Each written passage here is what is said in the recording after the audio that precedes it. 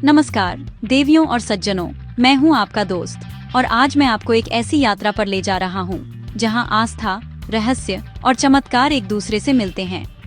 हमारा भारत एक ऐसा देश है जहां कण कण में ईश्वर का वास माना जाता है।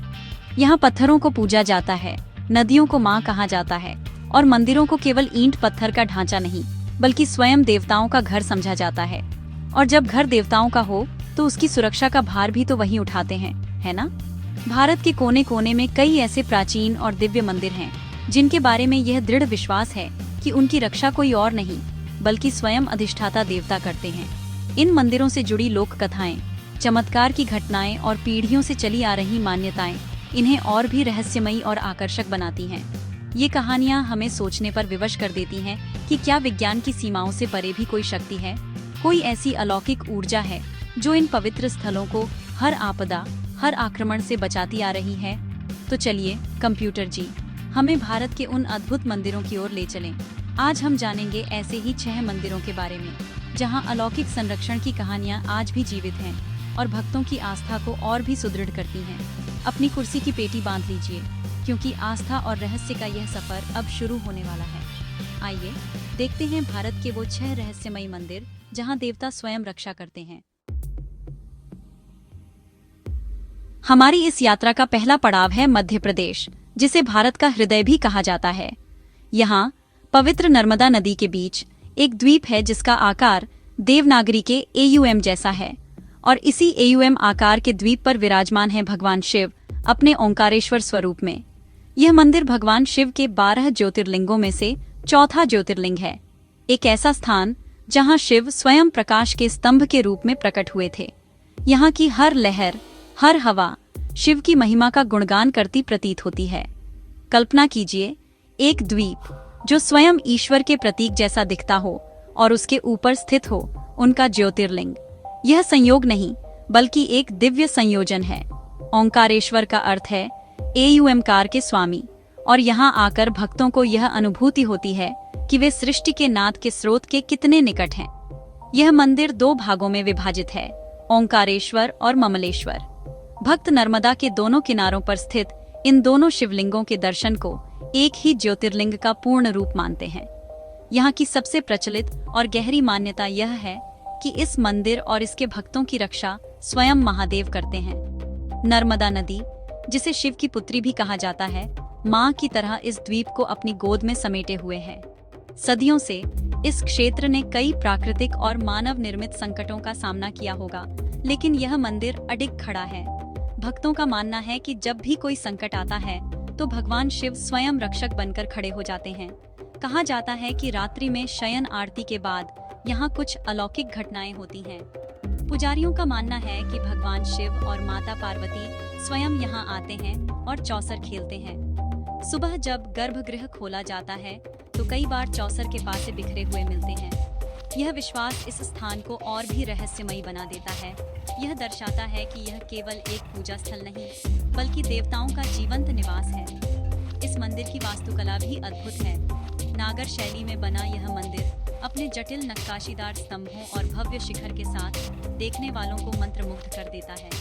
हर पत्थर एक कहानी कहता है, हर मूर्ति एक इतिहास समेटे हुए है। मंदिर की परिक्रमा करना अपने आप में एक अनूठा अनुभव है क्योंकि आप वास्तव में पूरे द्वीप की परिक्रमा कर रहे होते हैं, जिसके एक ओर नर्मदा का शांत प्रवाह है और दूसरी ओर ऊंचे घाट। जब आप नर्मदा के जल में खड़े होकर ओंकारेश्वर के शिखर को देखते हैं तो एक असीम शांति का अनुभव होता है। यह विश्वास कि जिस देवता की आप पूजा कर रहे हैं वही आपकी और इस पवित्र स्थल की रक्षा कर रहे हैं, हृदय में एक अभूतपूर्व सुरक्षा और श्रद्धा का भाव जगाता है। भक्तों के लिए यह केवल एक मंदिर नहीं बल्कि एक अभेद्य किला है जिसके रक्षक स्वयं त्रिकालदर्शी महादेव हैं। यहाँ आने वाला हर श्रद्धालु यह महसूस करता है कि वह भगवान शिव की छत्र छाया में है। चाहे जीवन की कोई भी कठिनाई हो, यहाँ आकर उन्हें एक दिव्य आश्वासन मिलता है। ओंकारेश्वर की धरती पर कदम रखना मानो स्वयं शिव के संरक्षण में आ जाना है। यह एक ऐसा स्थान है जहाँ प्रकृति, वास्तुकला और गहरी आस्था मिलकर एक ऐसा अनुभव रचते हैं जिसे शब्दों में बयां करना मुश्किल है। इसलिए ओंकारेश्वर केवल एक तीर्थ स्थल नहीं है, यह इस बात का जीवंत प्रमाण है कि जब आस्था गहरी हो तो भक्त और भगवान के बीच कोई दूरी नहीं रहती। यह मंदिर हमें याद दिलाता है कि रक्षक अदृश्य हो सकता है, लेकिन उसकी उपस्थिति हर पल महसूस की जा सकती है। ठीक वैसे ही जैसे हवा दिखाई नहीं देती, पर हम हर सांस में उसे महसूस करते हैं। अब हम अपनी यात्रा में दक्षिण भारत की ओर बढ़ते हैं, तमिलनाडु के ऐतिहासिक शहर तिरुचिरापल्ली, जिसे त्रिची भी कहते हैं। यहाँ उरैयूर नामक प्राचीन क्षेत्र में एक ऐसा अनोखा मंदिर स्थित है जो भक्तों की आस्था का एक शक्तिशाली केंद्र है। ये मंदिर है वेक्काली अम्मन का, एक ऐसा मंदिर जिसका गर्भगृह छत विहीन है। जी हाँ, आपने सही सुना। यहाँ देवी की प्रतिमा खुले आसमान के नीचे विराजमान है, चाहे धूप हो, बारिश हो या तूफान। इस छत विहीन गर्भगृह के पीछे एक बहुत ही मार्मिक और शक्तिशाली कथा जुड़ी हुई है।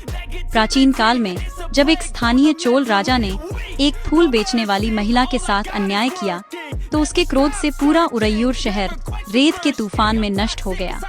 उस विनाश से केवल वेक्काली अम्मन का मंदिर ही बचा रहा। तब देवी ने प्रतिज्ञा ली कि जब तक इस क्षेत्र के हर निवासी को रहने के लिए एक सुरक्षित छत नहीं मिल जाती, तब तक वह भी बिना छत के ही रहेंगी। आज भी देवी अपनी उस प्रतिज्ञा पर कायम है। वेक्काली अम्मन को इस पूरे क्षेत्र की रक्षक माना जाता है।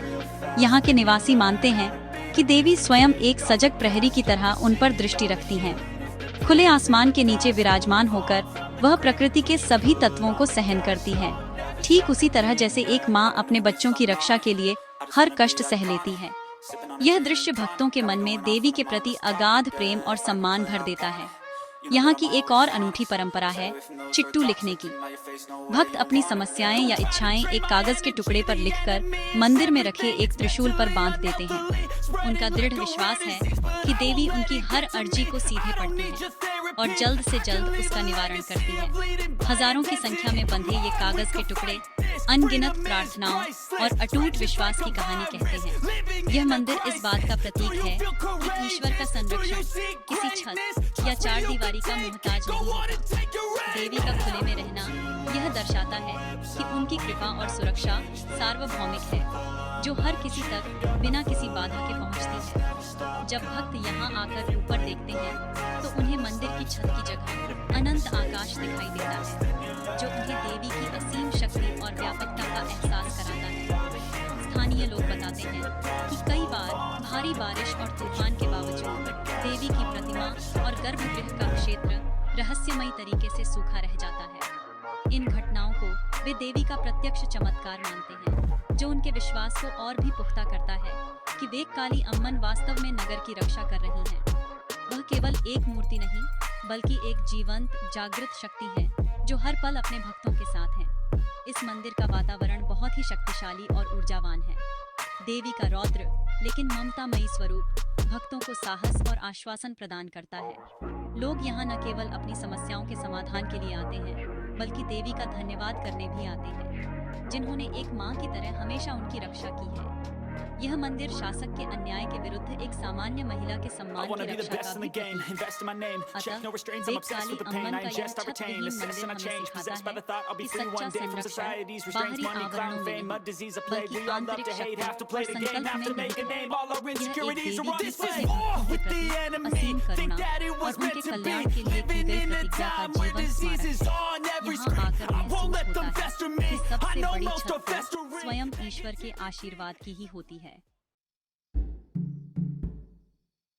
हमारी रहस्यमयी यात्रा हमें एक बार फिर तमिलनाडु के तिरुचिरापल्ली क्षेत्र में ही ले आती है, एक ऐसे स्थान पर जहां आस्था और इतिहास का अद्भुत संगम देखने को मिलता है। यहाँ तिरुवेरुम्बुर नामक एक छोटी सी पहाड़ी पर स्थित है एरुम्बीश्वरर मंदिर। यह मंदिर भगवान शिव को समर्पित है और इसका सबसे बड़ा रहस्य इसके गर्भगृह में छिपा है। यहाँ का शिवलिंग किसी पत्थर या धातु का नहीं, बल्कि मिट्टी का बना है। जी हाँ, एक मिट्टी का शिवलिंग जो सदियों से बिना किसी क्षति के अपनी जगह पर अडिग है। यह बात अपने आप में किसी चमत्कार से कम नहीं है। आमतौर पर मिट्टी की संरचना समय और प्राकृतिक तत्वों के प्रभाव से नष्ट हो जाती है, लेकिन यह शिवलिंग आज भी वैसा ही है जैसा सदियों पहले था। भक्त इसे कोई साधारण मिट्टी नहीं, बल्कि स्वयं शिव की शक्ति का साकार रूप मानते हैं। इस मंदिर का इतिहास महान चोल सम्राटों से जुड़ा है। कहा जाता है कि इसका निर्माण आदित्य चोल प्रथम ने करवाया था। कथा के अनुसार एक बार चोल राजा हाथियों के एक झुंड के साथ यहाँ से गुजर रहे थे। पहाड़ी की ढलान इतनी तीव्र थी कि हाथी चढ़ नहीं पा रहे थे। तब राजा ने भगवान शिव से प्रार्थना की। कहते हैं कि भगवान शिव ने एक विशाल चींटी, तमिल में एरुम्बू, का रूप धारण किया और हाथियों को रास्ता दिखाया। इसी घटना की याद में राजा ने इस मंदिर का निर्माण करवाया और भगवान का नाम एरुम्बीश्वरर पड़ा, यानी चींटियों के ईश्वर। इस मंदिर ने सदियों से कई आक्रमणों और प्राकृतिक आपदाओं का सामना किया है। इतिहास गवाह है कि इस क्षेत्र में कई युद्ध हुए, लेकिन हर बार यह मंदिर चमत्कारिक रूप से सुरक्षित बच गया। भक्तों का दृढ़ विश्वास है कि यह स्वयं भगवान शिव का प्रताप है, जो एक अदृश्य कवच बनकर इस मंदिर की रक्षा करता है। उस मिट्टी के शिवलिंग पर आज भी किसी भी अभिषेक का कोई प्रभाव नहीं पड़ता, जो इसे और भी रहस्यमयी बनाता है। इस शिवलिंग पर जल या दूध चढ़ाने की मनाही है। इसका अभिषेक केवल तेल से किया जाता है, और वह भी बहुत सावधानी से, ताकि मिट्टी की संरचना को कोई नुकसान न पहुंचे। यह परंपरा इस बात का प्रतीक है कि भक्त अपने आराध्य की कोमलता और दिव्यता का कितना सम्मान करते हैं। यह शिवलिंग हमें सिखाता है कि शक्ति हमेशा कठोरता में नहीं होती। कभी कभी सबसे कोमल वस्तु ही सबसे स्थायी और शक्तिशाली साबित होती है। पहाड़ी की चोटी पर स्थित होने के कारण इस मंदिर से आसपास का मनोरम दृश्य दिखाई देता है। यहाँ पहुँचने के लिए भक्तों को सीढ़ियाँ चढ़नी पड़ती हैं, और यह चढ़ाई उन्हें सांसारिक मोहमाया से ऊपर उठाकर आध्यात्मिक शांति की ओर ले जाती है। मंदिर की दीवारों पर चोल काल के शिलालेख आज भी मौजूद हैं, जो इसके गौरवशाली अतीत की कहानी बयान करते हैं। यहाँ आने वाले श्रद्धालु उस मिट्टी के शिवलिंग को देखकर आश्चर्यचकित रह जाते हैं। यह उनकी आस्था को और भी गहरा कर देता है कि जब ईश्वर स्वयं अपनी रक्षा करने का निश्चय कर ले, तो समय भी उसका कुछ नहीं बिगाड़ सकता। यह शिवलिंग इस बात का प्रमाण है कि सच्ची आस्था पत्थर में भी प्राण फूंक सकती है। तो फिर यह तो साक्षात मिट्टी का बना है, जिसमें सृष्टि के सभी तत्व समाहित हैं। एरुम्बीश्वरर मंदिर हमें यह संदेश देता है कि ईश्वर की शक्ति किसी भी रूप में प्रकट हो सकती है, चाहे वो एक विशाल चींटी का रूप हो या सदियों से अडिग खड़ा मिट्टी का एक शिवलिंग। यह मंदिर आक्रमणों और समय के थपेड़ों के सामने शिव के अजेय संरक्षण का एक मौन फिर भी शक्तिशाली साक्षी है, जो हमें विश्वास दिलाता है कि आस्था का धागा मिट्टी को भी अमर बना सकता है। चैप्टर 4, कामाख्या मंदिर तंत्र की जागृत देवी। अब हम भारत के पूर्वोत्तर की ओर रुख करते हैं, असम की राजधानी गुवाहाटी में, जहां नीलाचल पर्वत पर स्थित है भारत का सबसे प्रसिद्ध और रहस्यमयी शक्तिपीठ कामाख्या देवी मंदिर। यह मंदिर 51 शक्तिपीठों में से एक है और इसे तंत्र मंत्र की साधना का सबसे बड़ा गढ़ माना जाता है। यहाँ देवी की कोई मूर्ति नहीं है, बल्कि योनि के रूप में एक पत्थर की पूजा होती है, जिससे लगातार भूमिगत जल का प्रवाह होता रहता है। इस मंदिर को अलौकिक शक्तियों का केंद्र माना जाता है। मान्यता है कि यहाँ देवी साक्षात विराजमान हैं और अपने भक्तों की हर मनोकामना पूरी करती हैं। लेकिन इससे भी बड़ी मान्यता यह है कि देवी कामाख्या स्वयं इस मंदिर और इस पूरे क्षेत्र की रक्षा करती हैं। उनकी शक्ति इतनी प्रबल मानी जाती है कि कोई भी नकारात्मक ऊर्जा या बुरी नजर इस मंदिर की परिधि में प्रवेश नहीं कर सकती। यह एक ऐसा सुरक्षा कवच है जिसे किसी ने बनाया नहीं, बल्कि जो स्वयं यहाँ की ऊर्जा का हिस्सा है। कामाख्या मंदिर का सबसे बड़ा पर्व है अम्बुबाची मेला, जो हर साल मानसून के दौरान आयोजित होता है। माना जाता है कि इन दिनों में देवी रजस्वला होती हैं और मंदिर के गर्भ से बहने वाला जल लाल हो जाता है। इस दौरान मंदिर के कपाट 3 दिनों के लिए बंद कर दिए जाते हैं और पूरे देश से तांत्रिक और साधु यहाँ एकत्रित होते हैं अपनी साधना को सिद्ध करने के लिए। यह घटना देवी की जीवंतता और सृजन की शक्ति का प्रतीक है। इस मंदिर से जुड़ी रक्षा की कहानियां अनगिनत हैं। कहा जाता है कि मध्यकाल में कई आक्रमणकारियों ने इस मंदिर को नष्ट करने का प्रयास किया, लेकिन वे कभी पूरी तरह सफल नहीं हो पाए। हर विनाश के बाद मंदिर और भी भव्यता के साथ फिर से खड़ा हो गया। स्थानीय लोग इसे देवी का चमत्कार मानते हैं कि मां कामाख्या किसी को भी अपने घर को स्थायी रूप से क्षति पहुंचाने की अनुमति नहीं देती। यहाँ की हवा में एक अजीब सा रहस्य और ऊर्जा महसूस होती है।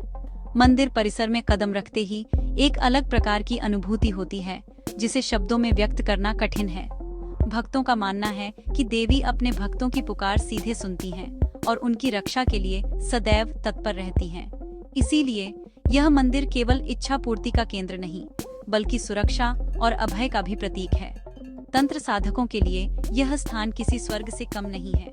वे मानते हैं कि यहाँ की गई साधना कभी विफल नहीं होती, क्योंकि देवी स्वयं उनकी रक्षा करती हैं और उन्हें मार्गदर्शन प्रदान करती हैं। यह मंदिर गुप्त विद्याओं और शक्तियों का भंडार माना जाता है, जिसकी चाबी केवल उन्हीं को मिलती है जो सच्ची श्रद्धा और पवित्र मन से यहाँ आते हैं। मंदिर की वास्तुकला भी अनोखी है, जिसमें शिखर एक मधुमक्खी के छत्ते जैसा दिखता है। यह संरचना देखने में जितनी सुंदर है, उतनी ही रहस्यमयी भी।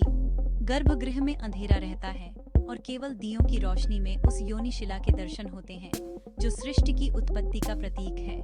यह अनुभव भक्त को आदि शक्ति के स्रोत से सीधे जोड़ देता है। अंततः कामाख्या मंदिर इस बात का प्रमाण है कि शक्ति केवल संहारक नहीं, बल्कि पालक और रक्षक भी होती है। यह एक ऐसा स्थान है जहां देवी की उपस्थिति को केवल महसूस नहीं किया जाता, बल्कि हर साल अंबुबाची मेले के दौरान प्रत्यक्ष देखा भी जाता है। यह मंदिर एक ऐसा किला है जिसकी दीवारें ईंट पत्थर की नहीं, बल्कि स्वयं महाशक्ति के प्रताप से बनी हैं। चैप्टर 5 मेहंदीपुर बालाजी संकट मोचन का दरबार। हमारी यह यात्रा अब हमें राजस्थान की वीर भूमि पर ले आई है, दौसा जिले में स्थित एक ऐसे स्थान पर जो विज्ञान और तर्क की सीमाओं को चुनौती देता है। यह है मेहंदीपुर बालाजी का मंदिर, जो भगवान हनुमान को समर्पित है। यह मंदिर किसी भव्य वास्तुकला या ऐतिहासिक नक्काशी के लिए नहीं, बल्कि यहाँ होने वाली घटनाओं के लिए पूरे भारत में प्रसिद्ध है। इसे भूत प्रेत और नकारात्मक ऊर्जाओं से मुक्ति का सबसे बड़ा केंद्र माना जाता है। यहाँ का वातावरण किसी भी अन्य मंदिर से बिल्कुल भिन्न है। मंदिर में प्रवेश करते ही आपको एक अजीब सी भारीपन और तीव्र ऊर्जा का अनुभव हो सकता है। यहाँ आपको चीखते चिल्लाते अजीब हरकतें करते हुए लोग दिख सकते हैं, जिन्हें संकटग्रस्त कहा जाता है। मान्यता है कि जिन लोगों पर किसी बुरी आत्मा या नकारात्मक शक्ति का साया होता है, वे यहाँ आकर बालाजी के दरबार में पेशी लगाते हैं। इस मंदिर की सबसे बड़ी मान्यता यह है कि यहाँ स्वयं हनुमान जी, जिन्हें बालाजी के नाम से पूजा जाता है, एक जागृत अवस्था में विराजमान है और अपने भक्तों की रक्षा करते हैं। वह न केवल इंसानों को बुरी शक्तियों से बचाते हैं, बल्कि इस मंदिर को भी हर तरह की नकारात्मकता से सुरक्षित रखते हैं। यहाँ 3 प्रमुख देवता हैं: श्री बालाजी महाराज, श्री प्रेतराज सरकार और श्री कोतवाल भैरव। हर देवता का अपना कार्य है, जैसे एक दिव्य अदालत चल रही हो। यहाँ आने वाले भक्तों का विश्वास अटूट है। वे मानते हैं कि दुनिया की कोई भी चिकित्सा या विज्ञान जब असफल हो जाता है, तब बालाजी का दरबार ही अंतिम आशा होता है। यहाँ किसी भी प्रकार का शुल्क या चढ़ावा नहीं लिया जाता। प्रसाद भी आपको यहीं से खरीदना होता है और मंदिर से जाते समय किसी भी प्रसाद या खाने पीने की चीज को वापस घर ले जाने की सख्त मनाही है।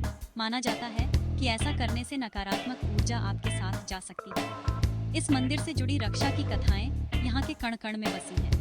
कहा जाता है कि बालाजी की शक्ति इतनी प्रबल है कि कोई भी बुरी आत्मा इस क्षेत्र की सीमा में अपनी मर्जी से प्रवेश नहीं कर सकती, और जो किसी के शरीर में आती है वह यहाँ से वापस नहीं जा सकती। बालाजी उसे दंड देकर पीड़ित व्यक्ति को मुक्त करते हैं। यह प्रक्रिया देखने में भयावह हो सकती है, लेकिन भक्तों के लिए यह न्याय और मुक्ति का प्रतीक है। मंदिर का कोई निश्चित निर्माण इतिहास नहीं है।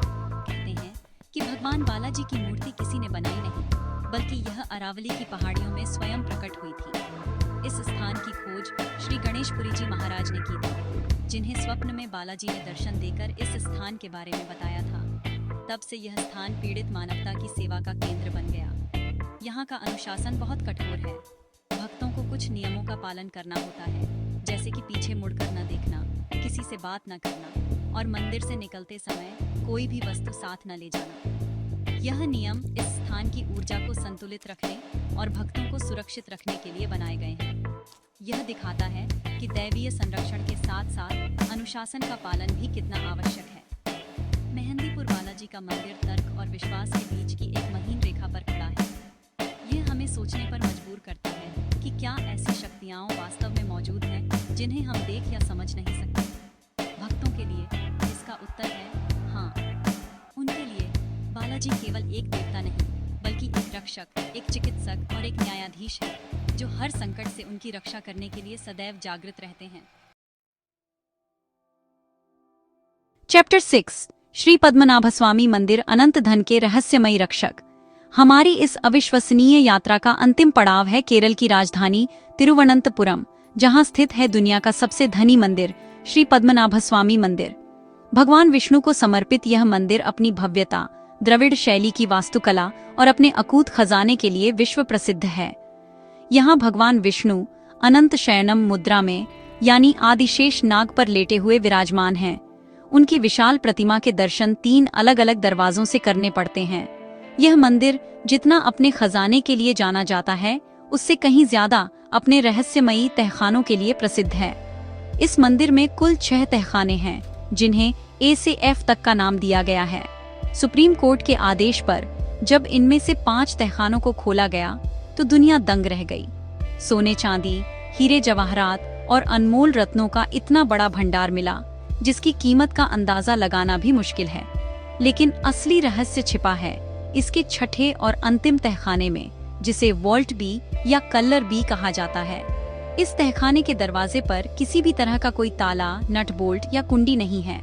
इसके बजाय दरवाजे पर 2 बड़े नागों की आकृतियां बनी हुई हैं। माना जाता है कि इस दरवाजे को एक विशेष गरुड़ मंत्र के उच्चारण से ही खोला जा सकता है, और उस मंत्र का ज्ञान आज किसी के पास नहीं है। यहाँ की सबसे गहरी मान्यता यह है कि इस रहस्यमयी तहखाने और इसके अंदर के खजाने की रक्षा कोई इंसान या सेना नहीं, बल्कि स्वयं दैवीय शक्तियाँ, यक्ष और नाग कर रहे हैं। त्रावणकोर के शाही परिवार और मंदिर के पुजारियों का मानना है कि इस दरवाजे को किसी भी मानव निर्मित तकनीक से खोलने का प्रयास विनाशकारी हो सकता है। यह केवल एक दरवाजा नहीं, बल्कि एक शक्तिशाली ऊर्जा का सीलबंद द्वार है। कथाओं के अनुसार इस दरवाजे के पीछे एक ऐसा गुप्त मार्ग है जो सीधे समुद्र में खुलता है, और इसके अंदर अत्यंत शक्तिशाली और पवित्र वस्तुएं रखी हैं। यह भी कहा जाता है कि जो कोई भी इसे बलपूर्वक खोलने की कोशिश करेगा, उसे भयानक सर्पों और अलौकिक शक्तियों के प्रकोप का सामना करना पड़ेगा। 20वीं सदी की शुरुआत में जब कुछ अधिकारियों ने इसे खोलने का प्रयास किया था, तो उन्हें कथित तौर पर जहरीले सांपों का सामना करना पड़ा और वे भाग खड़े हुए। यह विश्वास इस मंदिर को एक अभेद्य किले में बदल देता है। यह केवल सोने चांदी का खजाना नहीं है, बल्कि यह आस्था का वह खजाना है जो लोगों को विश्वास दिलाता है कि कुछ शक्तियाँ मनुष्य की समझ और पहुंच से परे हैं। भगवान पद्मनाभ स्वामी न केवल अपने भक्तों की, बल्कि इस अपार संपत्ति की भी रक्षा कर रहे हैं जो वास्तव में उन्हीं की है। मंदिर में प्रवेश के लिए पुरुषों को मुंडू, धोती और महिलाओं को साड़ी पहनना अनिवार्य है। यह नियम हमें सिखाता है कि ईश्वर के दरबार में हम अपनी सांसारिक पहचान और हैसियत को बाहर छोड़कर केवल एक भक्त के रूप में प्रवेश करते हैं। यह अनुशासन उस स्थान की पवित्रता को बनाए रखने के लिए आवश्यक है। श्री पद्मनाभस्वामी मंदिर इस बात का एक ज्वलंत उदाहरण है कि रहस्य और आस्था जब मिलते हैं तो वे एक ऐसी शक्ति का निर्माण करते हैं जिसे चुनौती देना असंभव सा लगता है। यह मंदिर हमें याद दिलाता है कि सबसे बड़ा खजाना सोने चांदी का नहीं, बल्कि वह अटूट विश्वास है जो हमें यह बताता है कि हमारे रक्षक अदृश्य होकर भी हर पल हमारे साथ हैं। तो देवियों और सज्जनों, यह थी हमारी यात्रा भारत के उन 6 अद्भुत और रहस्यमयी मंदिरों की, जहाँ की हर कहानी, हर मान्यता हमें यह विश्वास दिलाती है कि इन पवित्र स्थलों के प्रहरी स्वयं देवता हैं। ओंकारेश्वर में नर्मदा की लहरों से लेकर पद्मनाभस्वामी के रहस्यमयी तहखानों तक हर स्थान पर हमने देखा कि कैसे आस्था एक अदृश्य कवच का निर्माण करती है, जो सदियों से इन मंदिरों को हर संकट से बचाता आ रहा है। ये मंदिर केवल पूजा पाठ के केंद्र नहीं हैं, बल्कि हमारी संस्कृति, हमारे इतिहास और हमारे समाज को एक साथ जोड़ने वाले अद्भुत स्तंभ हैं। ये स्थान हमें सिखाते हैं कि विश्वास में अपार शक्ति होती है। जब भी आप ऐसे किसी पवित्र स्थल की यात्रा करें, तो वहाँ की परंपराओं, नियमों और अनुशासन का सम्मान अवश्य करें। यह सम्मान केवल उस स्थान के लिए नहीं, बल्कि उस गहरी आस्था के लिए भी है जिसने इन मंदिरों को आज तक जीवंत और जागृत रखा है। ये मंदिर हमें याद दिलाते हैं कि हम एक महान और रहस्यमयी विरासत के उत्तराधिकारी हैं, जिसे समझना और सहेजना हमारा कर्तव्य है। अब मैं आपसे पूछना चाहता हूँ, क्या आप इनमें से किसी मंदिर में गए हैं? क्या आपके पास भी ऐसा कोई अनुभव है जिसे आप साझा करना चाहें? या क्या आप किसी और ऐसे मंदिर के बारे में जानते हैं जहां अलौकिक संरक्षण की कहानियां प्रचलित हैं। अपने विचार और अनुभव नीचे कमेंट्स में हमारे साथ जरूर साझा करें। आपके अनुभव इस कहानी को और भी समृद्ध बनाएंगे। तब तक के लिए मुझे दीजिए इजाजत। नमस्कार, शुभ रात्रि, शब्बा खैर।